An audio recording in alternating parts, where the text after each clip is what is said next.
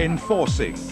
A 2-hour live programme following 4 police forces. Danger, drama, police action live Saturday at 10 on Yorkshire.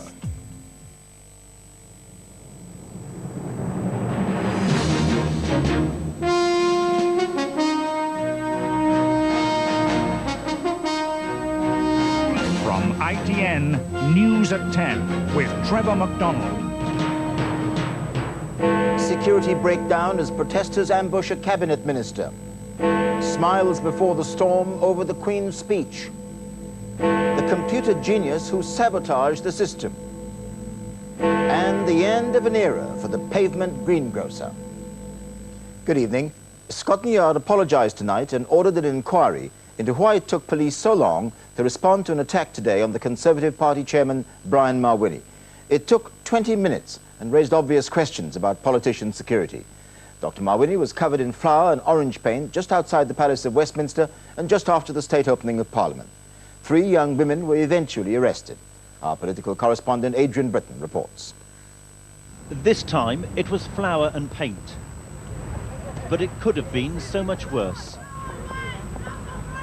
Even when hit by orange paint, Dr. Mawhinney remains an easy target. Stunned, he watches the protesters. No one is there to protect him. Summoning help from Alan Duncan, his parliamentary aide, Dr. Mawhinney turns his back to the cameras and in so doing reveals the full extent of the assault.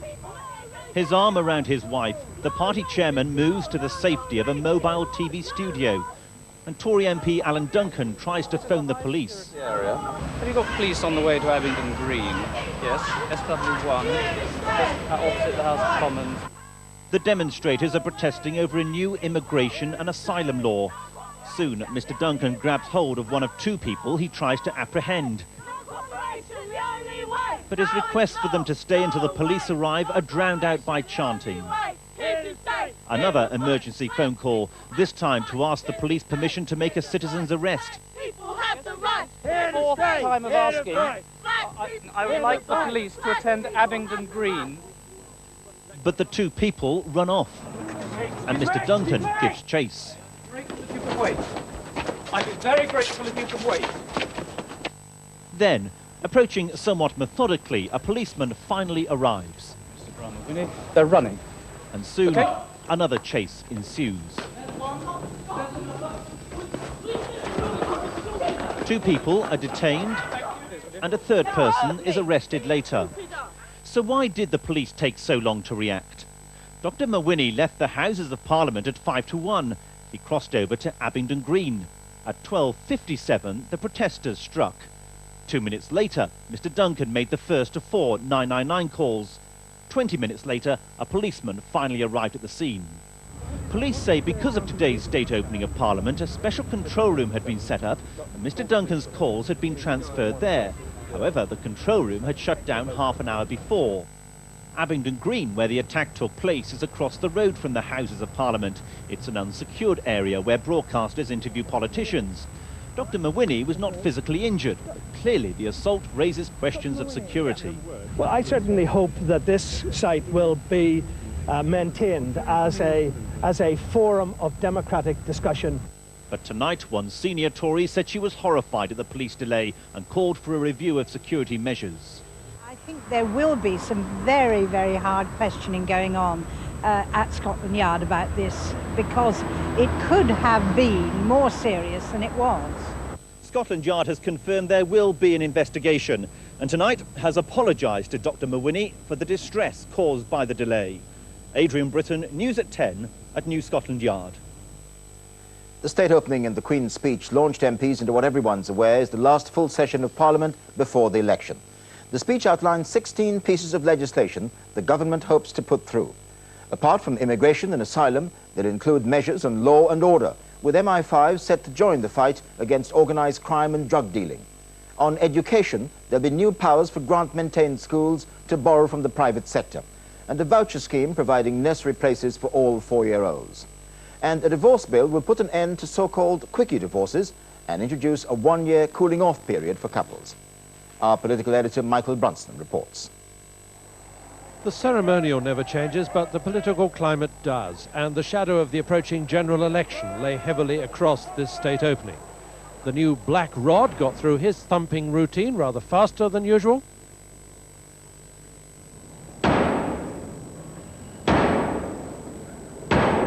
And Mr. Major and Mr. Blair were perfectly civil to each other as they went down to the Lords to hear a Queen's speech entirely free of surprises. A bill will be introduced to streamline further the handling of asylum applications and to strengthen enforcement of immigration controls. A lurch to the right, said Labour, as they considered that crackdown on bogus asylum seekers and other measures. And certainly Tory right-wingers Peter Lilly and John Redwood had something to discuss on their way back to the Commons. Mr. Major said the Queen's speech was made up simply of common-sense measures. Mr. Blair said Britain's problems had demanded a giant of a Queen's speech. Instead, we get this. A ragbag of right-wing ideas fiddling around at the edges of Britain's problems. A pathetic mouse of a Queen's speech. Yesterday, the Tories had said the speech would smoke out Labour, but it had smoked out the government. A government that is now behaving like an opposition. A government that will soon get the chance to be an opposition. It is time for them to go. Shades of the general election there for sure, and in Mr. Major's reply too, as he set about answering Mr. Blair's attack. I have rarely heard such copper-plated nonsense as he fed to the House of Commons this afternoon. It was frankly humbug at its very worst. It was what we have come to expect from him. Cheap sound bites and no indication of his real policy substance, if he has any at all. Left, as usual, with an almost empty House, Paddy Ashdown nonetheless delivered a good speech. This was all a pre-budget pantomime by the government, he said. This government now has nothing further to say to this nation except, please vote for us because we're going to give you a tax cut. And that's the beginning and the end of the message that they now will present to this country. More serious and detailed debate will now last till next Wednesday. Michael Brunson, News at 10, Westminster. Michael Brunson joins me now from Westminster. Mike, was this all simply pre-election knockabout campaigning stuff in the Commons today? No, not entirely. The election, as I said, did hang heavily over the proceedings. It was interesting, though, to hear Mr. Major say to Mr. Blair, we're the true one-nation party, you can never be, and Mr. Blair say, no, you used to be the one-nation party, but you aren't. Both leaders quite clearly going for the middle ground. It was also interesting to see Mr. Blair not wanting to be tarred with the brush of being soft on these immigration controls, put up the idea to Mr. Major that it should go to a sort of almost neutral all-party committee of MPs to work out, obviously, the human rights difficulties that there might be about it. Mr. Major said he wasn't very attracted by that idea. And Mike, what about the lack of security in that incident with Dr. Mawhinney today? Well, it's frankly always astonished me that so many ministers and MPs are prepared to wander out onto Abingdon Green, which is quite unprotected, as you saw, has a public footpath running through the middle of it. Frankly, I've always thought that it comes down to the fact that the House of Commons authorities won't give us any facilities for that kind of operation within the secure precincts. But you heard Dr. Mawhinney say he wanted that preserved as an area of free speech, a sort of parliamentary speaker's corner, if you like. I suspect that they will simply ensure that security is better there in future. Michael Brunson, thank you. Official statistics published today showed the first small rise in unemployment for 2 years and a fall in high street sales. The figure suggested the economy may be faltering and sent the pound down to a new all-time low in anticipation of a cut in interest rates. An unemployed computer expert who sabotaged other people's systems with computer viruses was jailed for 18 months at Exeter Crown Court today. It was the first case of its kind. The judge said the viruses Christopher Pyle designed and released would constitute a threat for the foreseeable future, with damage possibly running into millions of pounds. ITN's Robin White explains what he did. Christopher Pyle taught himself to use a computer. Then he tried to destroy other people's with two of the most sophisticated viruses ever written. Calling himself the Black Baron, Pyle invented a way of causing extensive damage to computer disks. He designed a bug which he hid inside games, even inside an antivirus program, which he offered to people on electronic bulletin boards in the computer network. Within months, unsuspecting companies were being affected. The virus, similar to this one, ate away material stored on their computers, necessitating repair bills of hundreds of thousands of pounds. Computer experts called in to help said Pyle's work could be devastating, could even close businesses.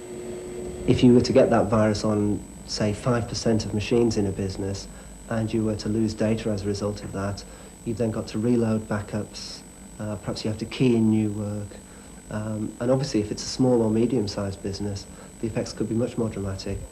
Scotland Yard's computer crime unit joined detectives from Devon and Cornwall in the hunt for the Black Baron. Using one of his infected files, they eventually tracked him down. I hope it's going to send out the message that's, that we will catch them, and that when they're caught, that they will be sent to prison. At Exeter Crown Court, the judge said those who sought to wreak mindless havoc on one of the vital tools of our age could not expect lenient treatment. As Pyle starts his 18-month sentence, nobody knows how many of his viruses are still out there, waiting to strike. Siobhan Perez, who was asked today to form a new government in Israel, promised to use all means against right-wing extremists. Among those arrested today was a young woman law student said to have played a dominant part in the plot to murder Yitzhak Rabin. Our Middle East correspondent Robert Moore reports from Jerusalem. As police tonight begin to move against Israel's extreme right wing, they also charge this young 20-year-old girl with deep involvement in the assassination of Yitzhak Rabin. Margalit Hashefi is said to have been a dominant member of the extremist group that plotted the murder. Also arrested today, two other young religious Israelis, handcuffed together and charged with desecration after they spat on Rabin's grave. The government has now ordered some 60 others, including the most militant rabbis and settlers, to be brought for investigation. The right wing is calling it a witch hunt. Shimon Peres, the acting prime minister, was tonight formally asked by the Israeli president to head a new government. It is likely to take shape in the next few days. Well aware of the country's shattered morale and deep divide, Peres has warned Israelis that peace must now be made not just with the Arabs, but with each other as well. In these nervous times, the security around Peres has been vastly increased. He is now surrounded by guards who have their Uzi submachine guns already drawn. Tonight, police and security agents are deepening their probe of extreme right-wing activists. In this atmosphere and in the rhetoric here, it is clear that all sense of national unity has now evaporated. Robert Moore, News at 10, Jerusalem. Shuttle Atlantis made its rendezvous with the Russian space station Mir today without a hitch and bang on schedule. The astronauts took a new docking tunnel with them and gifts of flowers and chocolates for the 3 men, 2 Russians and a German on Mir. Our science correspondent Anya Sitharam reports. 35 feet now below the space station. High above the Earth, the space shuttle Atlantis closing in on Mir. At mission control in Houston and Kaliningrad near Moscow, they held their breath. Then, exactly on time, the moment of contact. Russia and America linked in space. Capture confirmed. Shuttle, я не знаю, успеем ли мы до конца зоны. Если до конца зоны не успеем. One false move could have resulted in a fatal collision. Atlantis has a picture-perfect rendezvous in docking. This bird flew beautifully. It's been flawless and a real pleasure to be aboard. And the moment they'd all been waiting for, face to face in space. Handshakes, gifts of floating flowers and chocolates at the ready. Then venturing into Mir's cramped confines, the astronauts joined the cosmonauts. This mission is another step towards building an international space station in 2 years' time. Still to come on News at 10 tonight, a space mission that didn't end in harmony. The cosmonaut who refused to go out on a limb. Is this the goal that marks England's return to winning ways?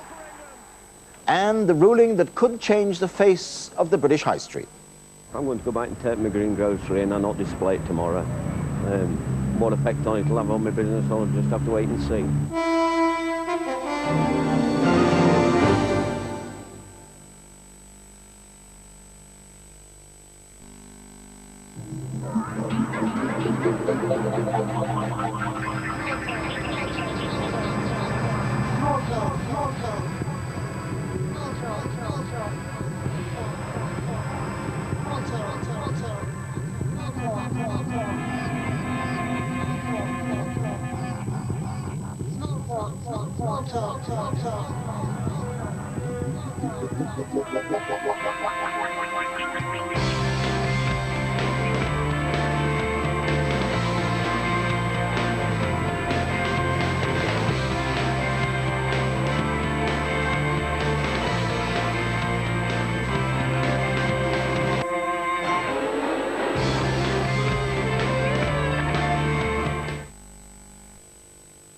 With BT, how much is a 10-minute call to Durham this evening? £2.40 pence. 2 quid.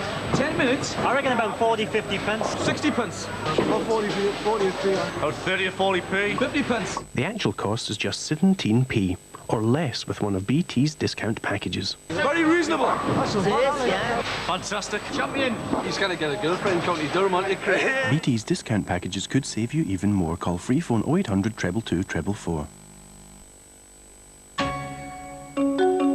I was taking a well-earned break when this kid came in. He was looking for a system that could handle all the grown-up stuff and the more serious business of games. The answer was Child's Play. An Escom P75 PCI with an Intel Pentium processor for under £1,000, with multimedia options from £117. All we had to do now was teach Mum and Dad how to use it. For the right system at the right price, get down to Escom.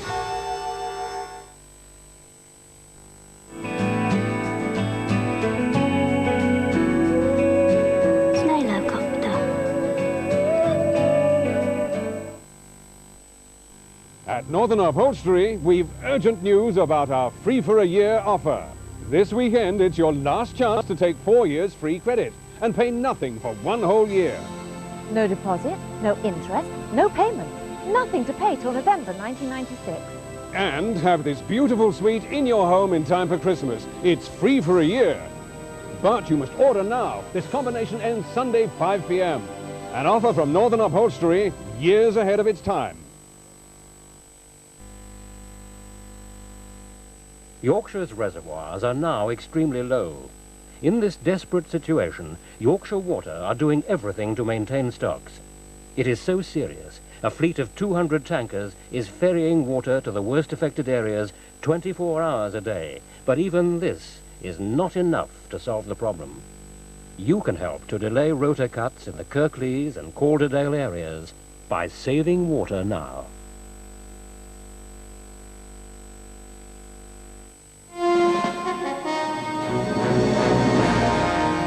Welcome back. No member of the public had complained, but Brian Godfrey was ordered today to remove the fruit and vegetables he displays, like Greengrocers, the length and breadth of Britain, on the pavement outside his shop. Derbyshire County Council said the display was an illegal nuisance, and a High Court judge agreed. Fernand Mann reports. Traditionally, greengrocers have displayed their wares on the pavement, a familiar high street sight, but illegal, as Brian Godfrey discovered after a 2-day battle in the Court of Appeal against the might of Derbyshire County Council. For years, he'd stacked his fruit and veg on the pavement. No one complained, no one tripped over, but the County Council took him to court, claiming obstruction. Local magistrates threw the case out, but the council appealed to the High Court. Mr. Godfrey fought them. The gentleman I bought the shop off, I know he was here for 21 years, and he always had a display out. So 30 years in total. There's plenty of room for a wheelchair to go past. The ladies with double buckets with the babies in, they go past all right. No problem whatsoever. But the judge ruled today, with sadness, he said, that the law was the law, and it was a disappointed greengrocer who emerged from the court. I'm going to go back and take my greengrocery and I'll not display it tomorrow. What effect on it will have on my business, I'll just have to wait and see. Mr. Godfrey had hoped in vain, as it turned out, that the council might just have slipped up on some bureaucratic or legal banana skin of its own making, but that was not to be. And shopkeepers all over the country must now be asking themselves what this decision means to them and their displays on the pavements. The answer is that pavements are controlled by local authorities, and it's up to them whether they choose to enforce the law, as Derbyshire did in Mr. Godfrey's case. Vernon Mann, News at 10 at the High Court. Spectacular claims were being made today for a new cholesterol-reducing drug which has been tried out on thousands of middle-aged men in the west of Scotland over 5 years.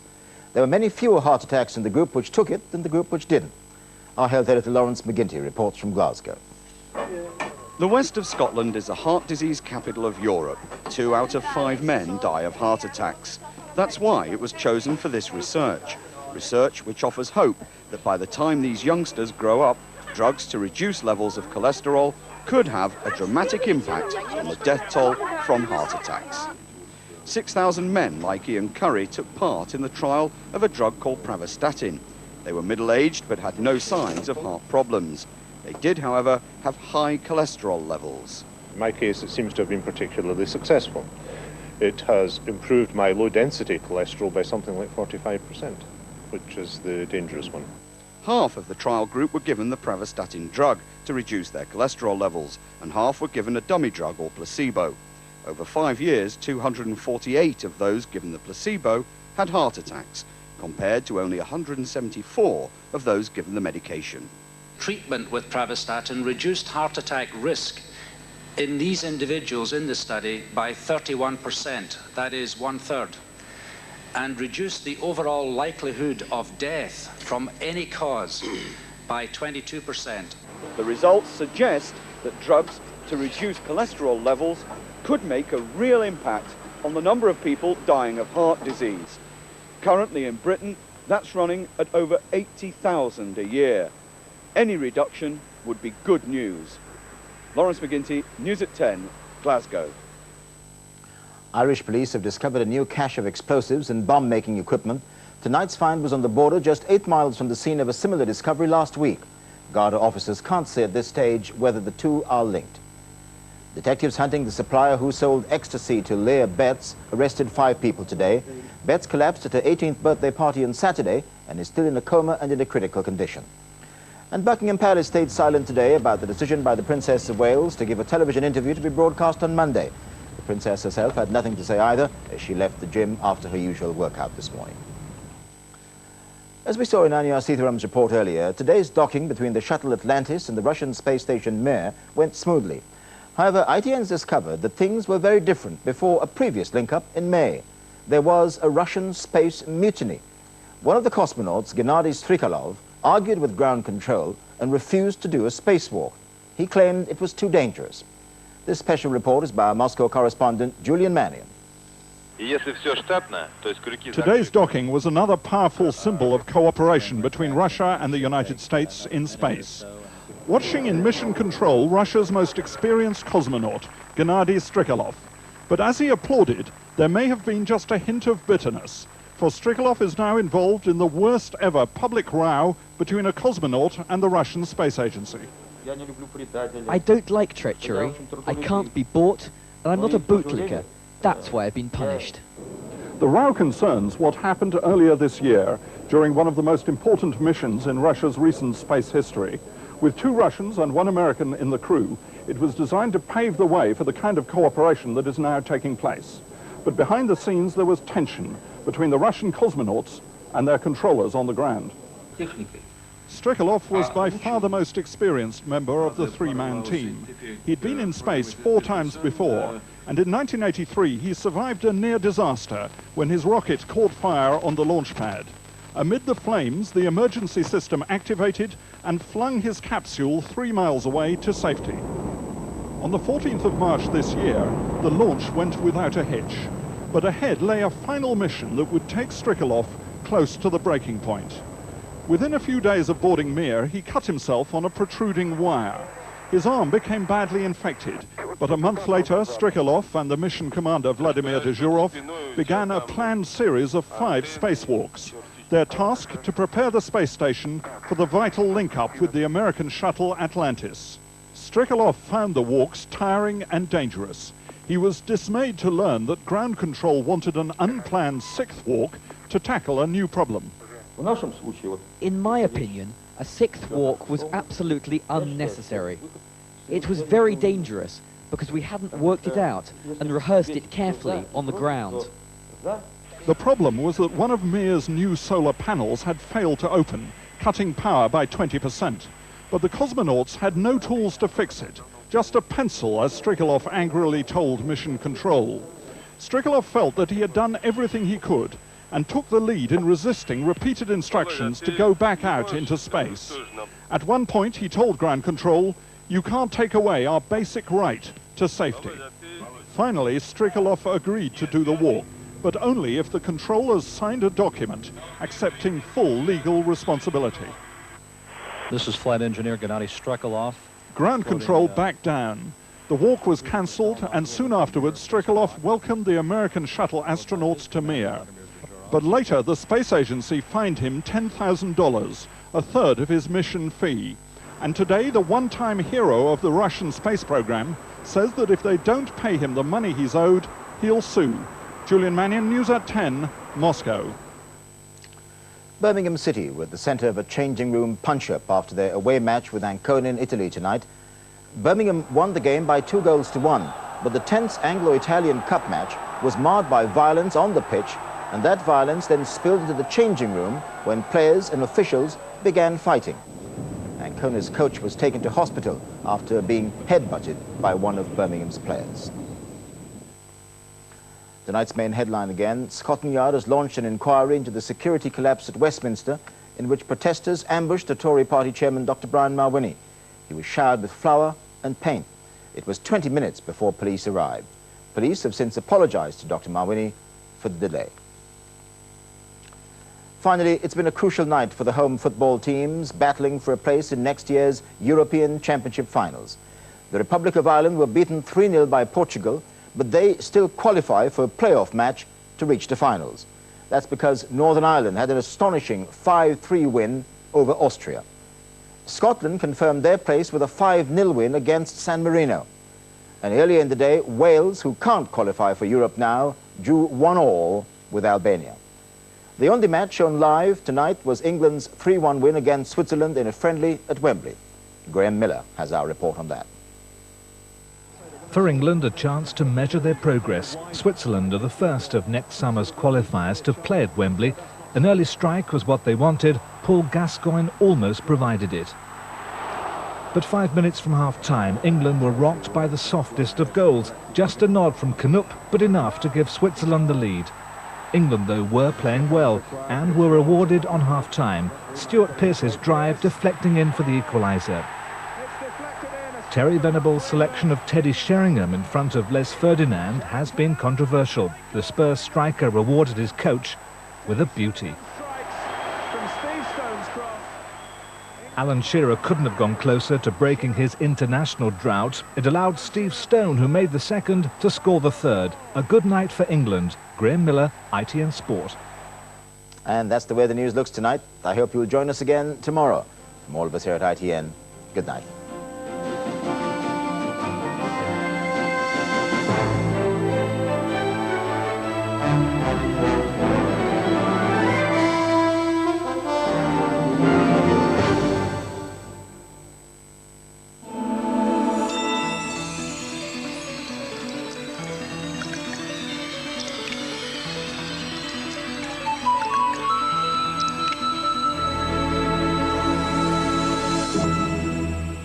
Hello, good evening. Well, our warnings of severe weather in the north certainly proved well-founded. There's been torrential rain today across much of Scotland, Northern Ireland and Northern England. The rain will move south during the next 24 hours, and that's followed by much colder weather for us all for Friday and the weekend. Let's come back to tonight, though. The heaviest rain is still across northern parts of England, southern Scotland and parts of Ireland too. It will move a little further south overnight, the colder, clearer weather coming into the north with the rain turning to sleet and snow showers. Further south across the rest of England and Wales, a few showers around, but much of the night dry and mild too in the south. You can see the weather front, though, separates the mild weather from the much colder weather in the north, a frost and icy roads for the north. Tomorrow we still have that band of cloud across northern parts first thing in the morning. But it is moving south. It'll come across the Midlands during the morning, eventually down into the south and east, followed by brighter but much colder weather in the north. And that's certainly borne out by the temperatures, typically around 7 at best in the north tomorrow. 13 in the south, perhaps briefly, but the colder weather is moving south and the outlook is cold for us all. Good night. Sponsored by PowerGen, generating electricity, whatever the weather.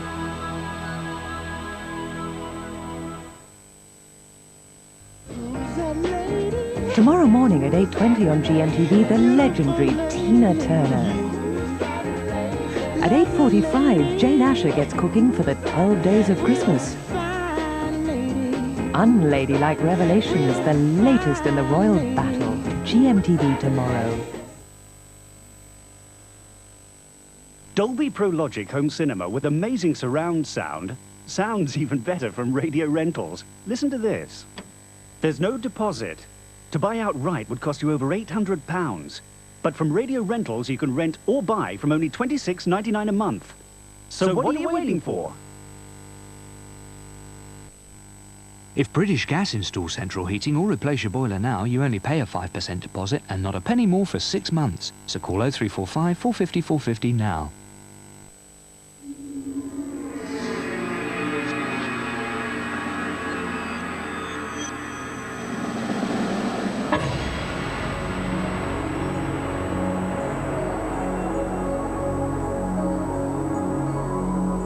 No stronger remedy for cold and flu symptoms has ever been released without prescription.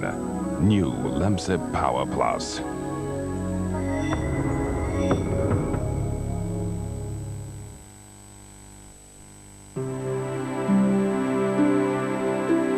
To keep your family's clothes wonderfully white, Fairy introduce a new improved liquid that gives your whole family's wash brilliant new fairy whiteness.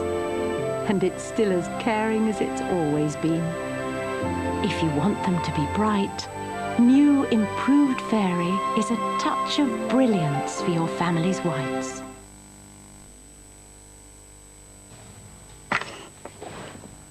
Fancy some mesquite marinated chicken? We had that on Tuesday. Okay, how about creamy cheese and garlic chicken lattice followed by strawberry shortcake heaven ice cream? There's a store that's been offering amazing choice in quality frozen food for 25 years. You guessed it. Tell you what I really fancy. Salmon fillets in lemon and herb sauce, followed by New York chocolate cheesecake. Exactly. Iceland, we're full of surprises.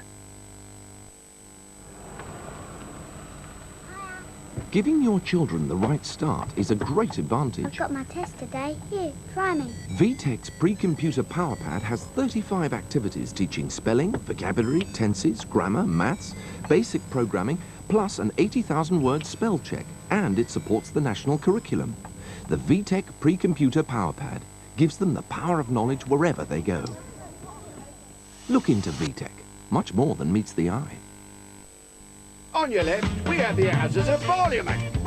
And on your right, you'll see St Paul's Cathedral. The Royal Opera House. Oh, on your left is me Auntie Mabel's house. There's a breakfast cereal packed with enough whole wheat goodness to help keep you going all morning long. I butcher Reese. There's me wife's hairdresser Rose. On your left, we have the friend's house. Weetabix. Once we've started you, there's no stopping you. Some important news. Anchor cream as we know it has ceased to exist. Because now there's new Anchor Real Dairy Whipped Cream. Officially the nation's creamiest squirty cream. Look out, lady. The cat's after it. Look out. New Anchor, the nation's creamiest squirty cream. Crockett's are cleaning 1, 2, 3, 4 pieces for just £10 right now. Yes, 4 pieces clean for just £10. Crockett's. You've got to hand it to us. Now in Yorkshire, calendar news presented by Helen Wright.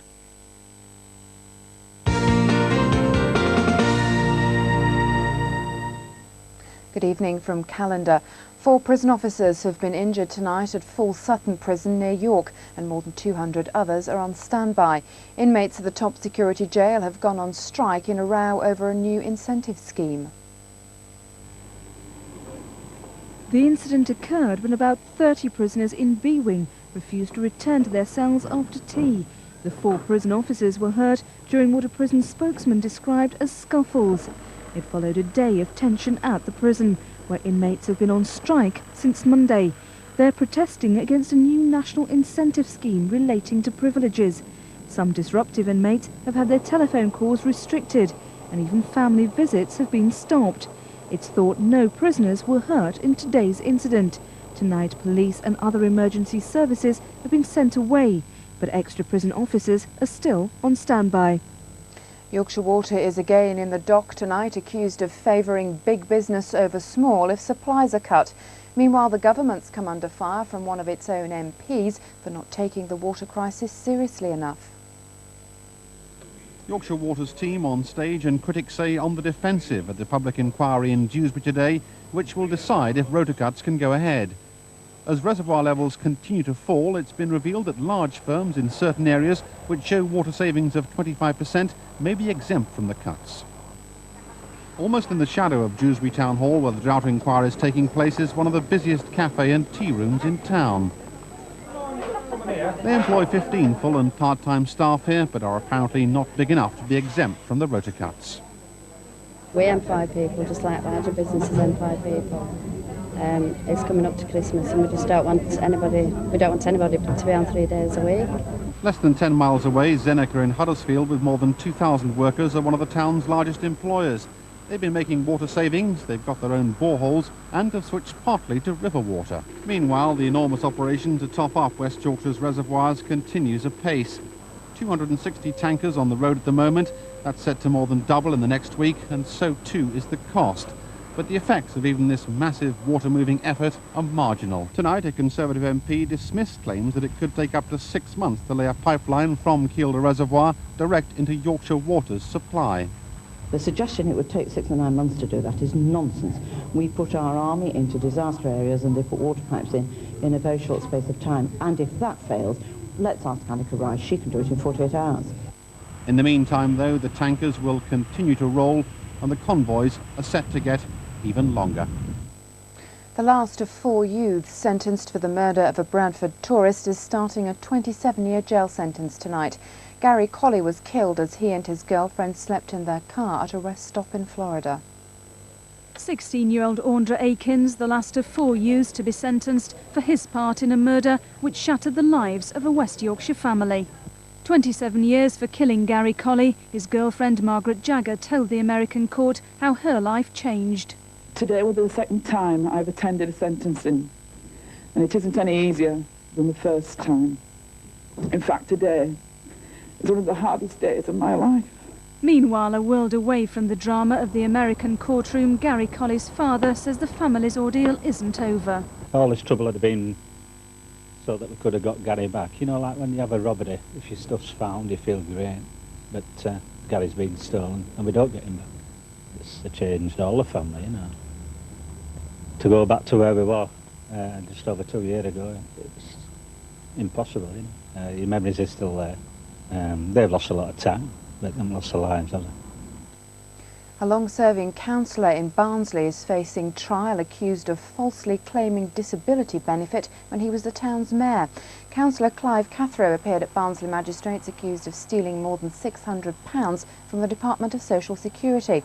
The court was told that despite claiming he could only walk with a stick or crutches, investigators filmed him going about his mayoral duties without any difficulties. Mr Cathro has chosen to be tried by jury and has been bailed to appear in court again next month. Rugby League star Jason Robinson has been given a conditional discharge after he admitted being involved in a brawl at an East Coast resort. The Great Britain international and his brother George Brannan both pleaded guilty to using threatening behaviour. The charges arose from a fracas at the South Cliffs Hotel in Bridlington, where the family was staying. Jason Robinson was fined £50 and given a 12-month conditional discharge by magistrates at Driffield. Finally, in this evening's Rugby League Championship matches, Castleford fell victim to Wigan, going down at home by 20 points to 42. Halifax also lost to the London Broncos 38-27. Leeds, though, beat Workington by 16 points to 10. That's it from me. More news from Calendar tomorrow, starting at 6:15 in the morning. Hope you can join us then. But from all the team here, good night.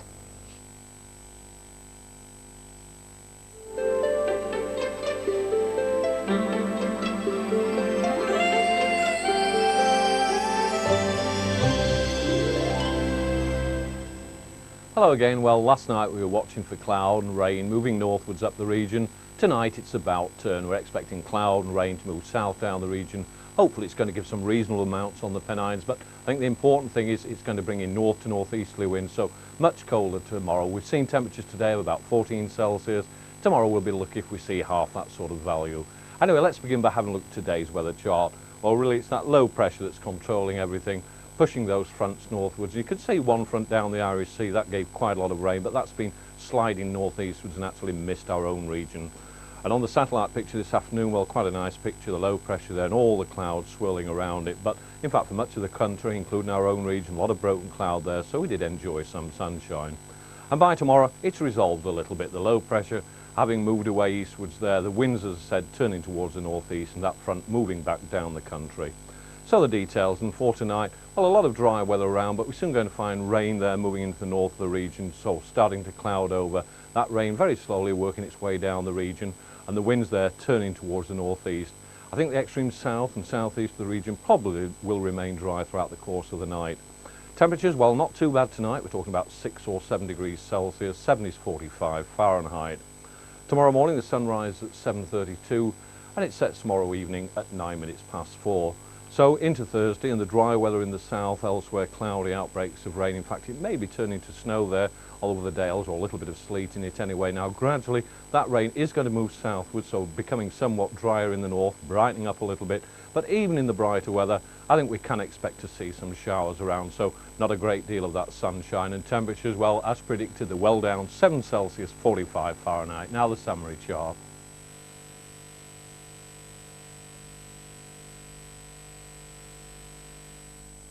Thursday at 9, Taggart. Hate is a very powerful motive. It's in better condition than I anticipated, Jack. Come have a look. I told you not to get personally involved. Well, he doesn't seem to be getting any better. And the original pathologist's notes. They don't tally. Dead? Can't be. I was with them. If I was in your shoes, I'd be scared. Taggart, Thursday at 9 on Yorkshire. Now we rejoin Mermaids.